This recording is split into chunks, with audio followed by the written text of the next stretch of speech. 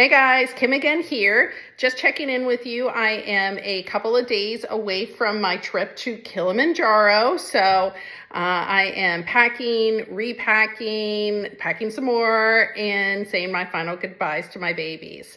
So we take off in just a couple of days and we'll get settled in Tanzania. And then we take off for our trek on Sunday, so next Sunday. And we will be trekking. The cool thing is through multiple different ecological zones. Kilimanjaro, known as the Roof of Africa, highest freestanding mountain in the entire world, sits at about 20,000 feet, almost 6,000 meters. In order to reach the summit, you go through 5 different zones. So you start off kind of at civilization, and then from there you go through a tropical rainforest. Think lush, beautiful tropical rainforest. Then you go through an area that they call the moorlands, which is kind of grasslands.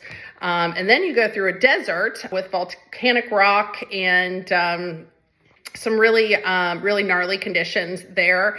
And then from there, you hit Arctic. So the glacier, which is on top of the mountain. And we will take off for the summit at night. That's important to ensure that the glacier is frozen. And it kind of helps to protect us and create a safe passage. There's crevasses and different things that we will need to cross in order to reach the summit. So traveling at night, the glacier is frozen again.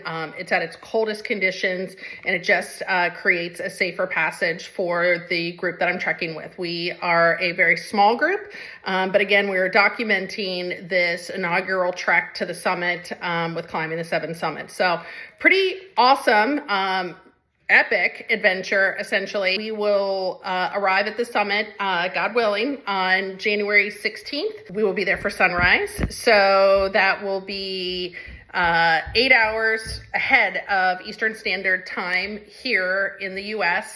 And we'll stay there for a pretty limited amount of time just because it is really cold up there. Average temperature is 10 degrees, but with wind chill, it can feel like -40. And then once we summit, we'll, do our thing, celebrate, of course, a huge momentous occasion. And then we'll descend to high camp. And then from high camp, we have a helicopter that's waiting for us. And then we will head back down to the lodge in Arusha. Just doing final checks now, getting ready, and saying my final goodbyes. So I'll check in occasionally, and the best is yet to come.